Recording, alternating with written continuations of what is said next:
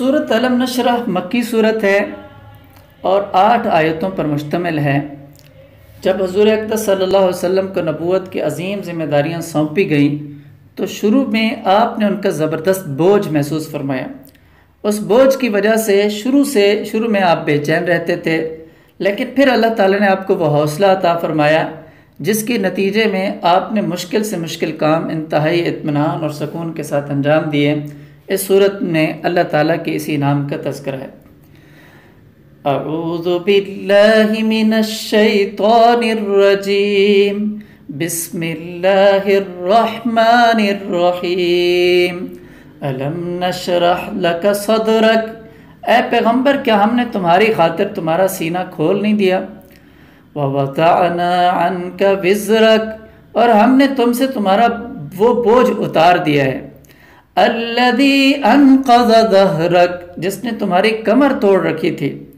ورفعنا لک ذکرک، اور ہم نے تمہاری خاطر تمہارے تذکرے کو اونچا مقام عطا کر دیا ہے۔ اللہ تعالیٰ نے حضور اقدس صلی اللہ علیہ وسلم کی مبارک نام کو یہ بلند مقام عطا فرمایا کہ دنیا کے ہر خطے میں 5 وقت آپ کا مبارک نام اللہ تعالیٰ کے ساتھ مسجدوں سے بلند ہوتا ہے۔ نیز آپ کے مبارک تذکرے دنیا بھر میں انتہائی عقیدت کے ساتھ ہوتے ہیں اور انہیں ایک عظیم عبادت قرار دیا جاتا ہے۔ صلی اللہ تعالی علیہ وعلی آلہ واصحابہ وبارک وسلم۔ فَإِنَّ مَعَ الْعُسْرِ يُسْرًا، إِنَّ مَعَ الْعُسْرِ يُسْرًا، چنانچہ حقیقت یہ ہے کہ مشکلات کے ساتھ آسانی بھی ہوتی ہے، یقیناً مشکلات کے ساتھ آسانی بھی ہوتی ہے۔ حضرت صلی اللہ علیہ وسلم کو تسلی دی جا رہی ہے کہ شروع میں آپ کو فرائض رسالت کی ادائیگی میں جو مشکلات پیش آ رہی ہیں وہ ان قریب آسانی میں تبدیل ہو جائیں گی۔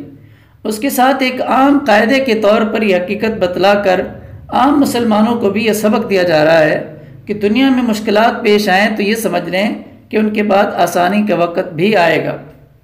فَإِذَا فَرَغْتَ فَانْصَبْ، لہذا جب تم فارغ ہو جاؤ عبادت میں اپنے آپ کو تھکاؤ۔ ظاہر ہے کہ حضور اقدس صلی اللہ علیہ وسلم کی مصروفیات تمام تر دین کے لیے ہی تھی، تبلیغ ہو یا تعلیم ہو، جہاد ہو یا حکمرانی، سارے کام ہی دین کے لیے ہونے کی وجہ سے بذات خود عبادت کا درجہ رکھتے تھے، لیکن فرمایا جا رہا ہے کہ جب ان کاموں سے فراغت ہو تو خالص عبادت یعنی نفلی نمازوں اور زبانی ذکر وغیرہ میں اتنے لگی ہے کہ جسم تھکنے لگے۔ اس سے معلوم ہوا کہ جو لوگ دین کی خدمت میں لگے ہوئے ہوں ان کو بھی کچھ وقت خاص نفلی عبادتوں کے لیے مخصوص کرنا چاہیے۔ اسی سے اللہ تعالیٰ کے ساتھ تعلق مضبوط ہوتا ہے اور اسی سے دوسرے دینی کاموں میں برکت ہوتی ہے۔ اور ہم تمام پوری کلاس کے افراد کو بھی چاہیے کہ ہم اپنے آپ کو اسی پر آمادہ کریں۔